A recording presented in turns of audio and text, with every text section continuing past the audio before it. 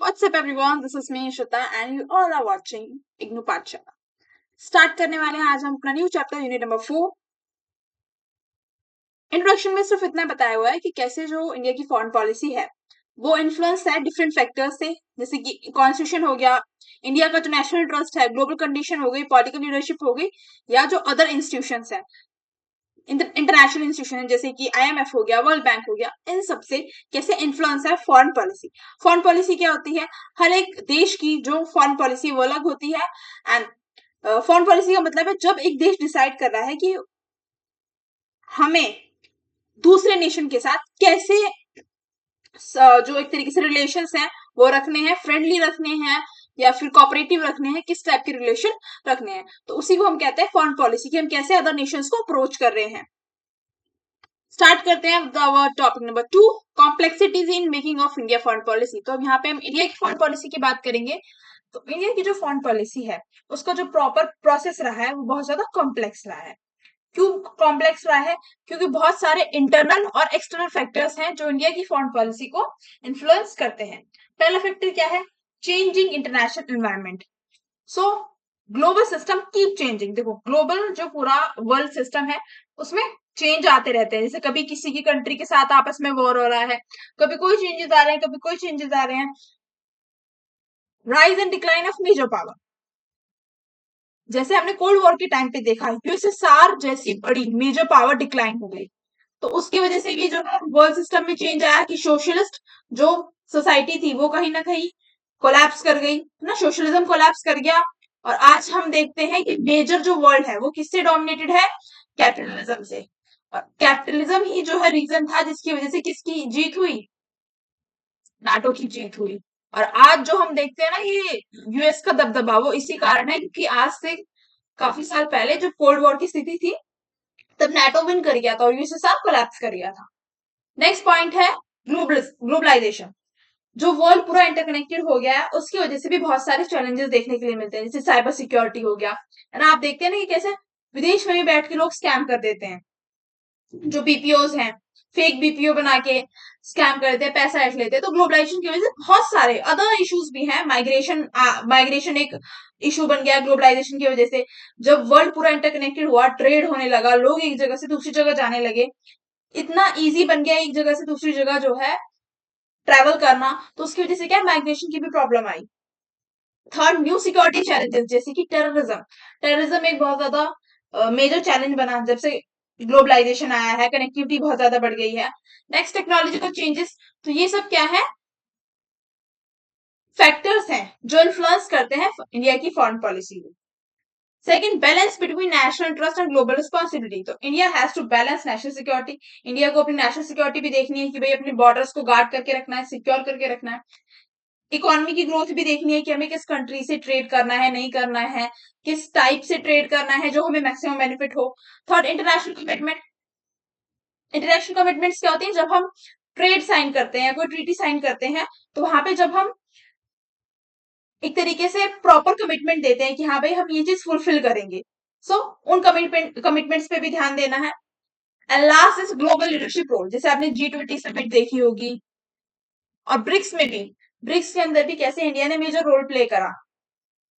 तो इस टाइप से बहुत मल्टीपल चीजें हैं जिनको इंडिया को बैलेंस करके चलना होता है अपनी फॉरेन पॉलिसी के अंदर, जहां पे हम इंटरनल तो अपने इंडिया का डेवलपमेंट देख ही रहे हैं बट ग्लोबल रिस्पॉन्सिबिलिटीज भी निभा रहे हैं वर्ल्ड लेवल पे। Third, domestic factors. अब इंटरनल फैक्टर क्या है? जितनी अच्छी पॉलिटिकल लीडरशिप होगी उतनी अच्छी हमारी फॉरेन पॉलिसी होती है। Next, public opinion. Foreign policy के अंदर जो कॉमन पब्लिक है उनका ओपिनियन भी सरकार को कंसिडर करना चाहिए। Last is economic condition. जितनी अच्छी किसी कंट्री की इकोनॉमी होगी उतनी अच्छी उसकी वर्ल्ड लेवल पे छवि होगी, एज वेल एज जो कंट्रीज हैं उसके साथ ट्रेड करना चाहेंगी, इन्वेस्टमेंट करना चाहेंगे उस कंट्री के अंदर। Fourth is security challenges. So India face issues like border dispute. हमारा चाइना के साथ बॉर्डर डिस्प्यूट है, पाकिस्तान के साथ बॉर्डर डिस्प्यूट है, टेररिज्म मेन प्रॉब्लम है इंडिया के अंदर, और रीजनल इंस्टेबिलिटी भी। रीजनल इंस्टेबिलिटी कैसे?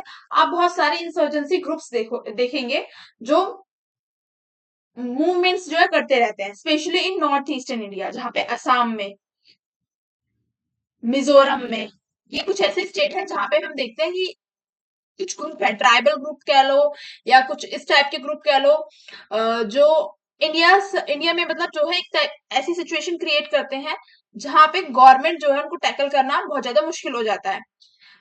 वो मेजर पॉपुलेशन को इन्फ्लुएंस करने लगते हैं कि भाई हमें जो है इंडिया से अलग हो जाना चाहिए।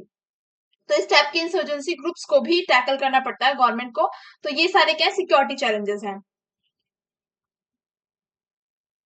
फिफ्थ है मल्टीपल एक्टर्स। तो जो इंडिया की फॉरेन पॉलिसी है वो किसी वन इंस्टीट्यूशन या एक अलोन पर्सन पे डिपेंड नहीं करती है। बहुत सारी बॉडीज, बहुत सारी इंस्टीट्यूशन जो है इसमें पार्टिसिपेट करते हैं, तब कोई पर्टिकुलर डिसीजन लिया जाता है। अब टॉपिक थर्ड में हम यही पढ़ेंगे कौन सी वो इंस्टीट्यूशन है।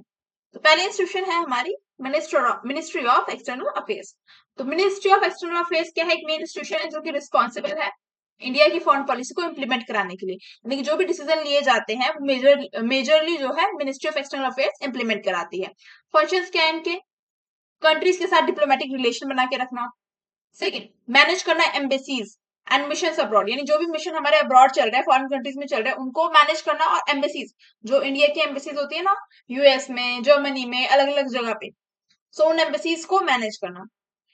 टाइम टू टाइम गवर्नमेंट को एडवाइस देना क्या चेंजेस लाने चाहिए या क्या हम स्टेप्स उठा सकते हैं। नेगोशिएशन करना अदर कंट्रीज के साथ। Second, prime minister's office, PMO.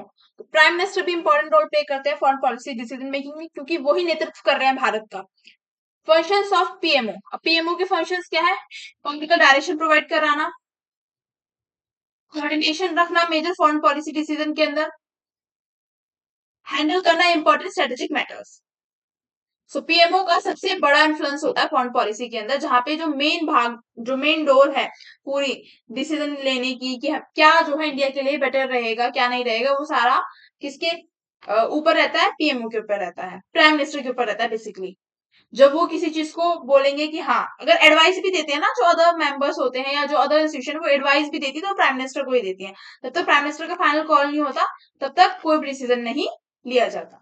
Third, cabinet committee on security. तो कैबिनेट कमिटी सिक्योरिटी पे डील करती है, जितने भी सिक्योरिटी रिलेटेड इश्यूज हैं इंडिया में लेके, चाहे वो नेशनल सिक्योरिटी के हो, चाहे वो डिफेंस इश्यू हो, कि हमें अपने डिफेंस को कितना प्रिपेयर रखना है। Foreign policy issue connected with security. अब फॉरेन पॉलिसीज के भी इशू क्या होते हैं, कनेक्टेड होते हैं सिक्योरिटी से। कैसे, आप देखोगे ये जो चाइना वाला मैटर है कि चाइना ने हमारा ये वाला पार्ट ले रखा है, एज वेल एज जो पीओके वाला मैटर है, वहां पे बहुत सारी कंट्री जो है पाकिस्तान को फेवर करती हैं कि जो पीओके वाला रीजन है ये पाकिस्तान का ही है। बट बहुत सी कंट्री है जैसे कि रशिया हुआ, ठीक है, ईरान ने भी बोला था कि जो पीओके वाला रीजन है वो इंडिया का है और इंडिया को भी मिलना चाहिए। ठीक है, तो जब इंटरनेशनल लेवल पे मीटिंग्स वगैरह होती है तो फॉरेन पॉलिसी भी मतलब फॉरेन पॉलिसी बहुत इंपॉर्टेंट रोल प्ले करती है सिक्योरिटी टर्म्स में भी। Fourth, national security adviser. तो national security adviser provide strategic advice to the PM. मैंने बोला ना कि एडवाइस प्रोवाइड करते हैं, बट फाइनल कॉल किसका होता है, पीएम का होता है।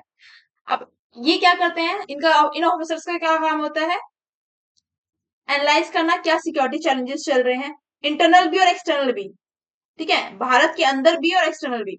एडवाइस करना फॉरेन और डिफेंस पॉलिसी को लेके कि हम क्या बदलाव ला सकते हैं, क्या चेंजेस ला सकते हैं, या क्या न्यू चीजें ऐड ऑन कर सकते हैं। कोऑर्डिनेट करना सिक्योरिटी रिलेटेड इंस्टीट्यूशंस के साथ, जो भी सिक्योरिटी रिलेटेड इंस्टीट्यूशंस है उनके साथ कोऑर्डिनेट करना कि भाई हम ये फॉरेन पॉलिसी लेके आ रहे हैं या हम ये डिफेंस पॉलिसी चाह रहे हैं कि आप लोग इंक्लूड करो, जिससे इंडिया की जो नेशनल सिक्योरिटी है वो स्ट्रेंथन हो। Fifth, parliament. पार्लियामेंट भी इन्फ्लुएंस करता है फॉरेन पॉलिसी को। जैसे कि अगर पीएम किसी देश के साथ जाके, प्राइम मिनिस्टर जो है किसी देश में जाके विजिट कर रहे हैं, ठीक है, दूसरे प्राइम मिनिस्टर से मिल रहे हैं, सो वो क्या डिसीजन लेके आए हैं उसके बारे में वो जवाबदेह होते हैं गवर्नमेंट को। ठीक है, गवर्नमेंट इन द सेंस किसको, जब हाउस की प्रॉपर मीटिंग होती है लोकसभा राज्यसभा की, तो वहां पे क्वेश्चंस किए जाते हैं गवर्नमेंट से कि भाई जो आप ट्रीटी आप साइन करके आए हो उसका कितना बेनिफिट हुआ इंडिया को। जैसे कि अभी आपने देखा होगा जब टैरिफ इम्पोज हुए इंडिया पे, तो कैसे अपोजिशन बोला कि भाई क्या फ्रेंडशिप है हमारी, क्या फॉरेन पॉलिसी चल रही है यूएस के साथ, हमारी इतनी अच्छी फ्रेंडशिप जो आप लोग दिखा रहे हो कि डोनाल्ड ट्रंप और जो मोदी जी हैं उनका इतनी अच्छी फ्रेंडशिप है, वो कहीं भी रिफ्लेक्ट नहीं हो रही। ट्रंप हम पे इतनी जो टैक्स क्यों लगा रहा है, टैरिफ क्यों इम्पोज कर रहा है। तो अपोजिशन क्या कर सकता है, क्वेश्चन भी कर सकता है।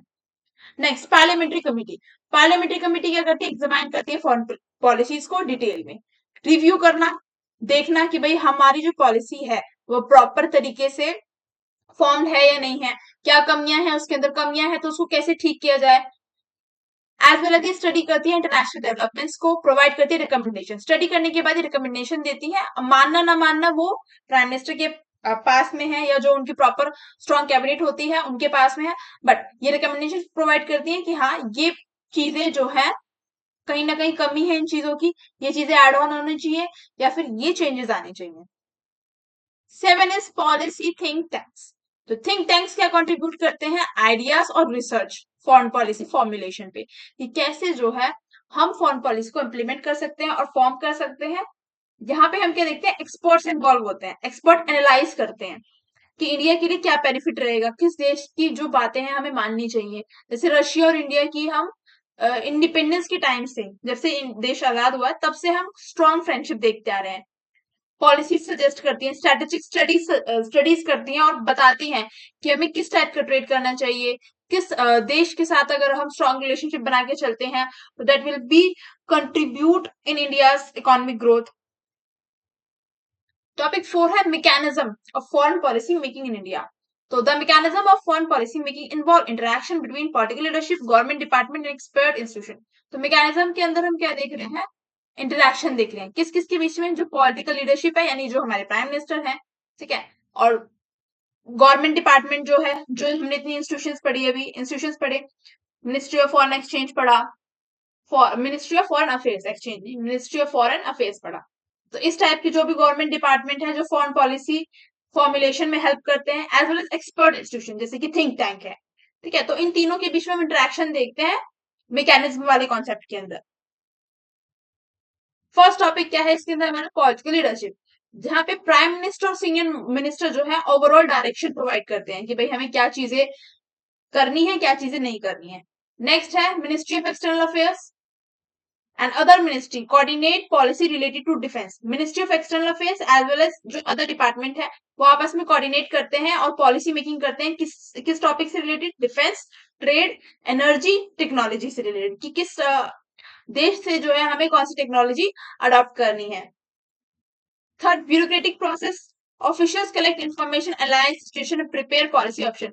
अब ब्यूरोक्रेसी के अंदर क्या होता है, प्रॉपर जो गवर्नमेंट के ऑफिशियल्स होते हैं, जो ऑफिसर्स होते हैं, वो क्या करते हैं, इन्फॉर्मेशन को कलेक्ट करते हैं, एनालाइज करते हैं सिचुएशन को, उसके बाद वो प्रॉपर पॉलिसी रिकमेंडेशन देते हैं कि हाँ इस टाइप की अगर हम पॉलिसी अपनाते हैं इस देश से अपने रिलेशन बेटर करने में, that will be fruitful for India. Fourth, consultation process, तो foreign policy decision involve expert, security agencies, जैसे कि हमारे यहाँ पे कौन सी है बताओ जल्दी, रॉ है ना, पार्लियामेंट, थिंक टैंक, तो इन सब का प्रॉपर कोऑर्डिनेशन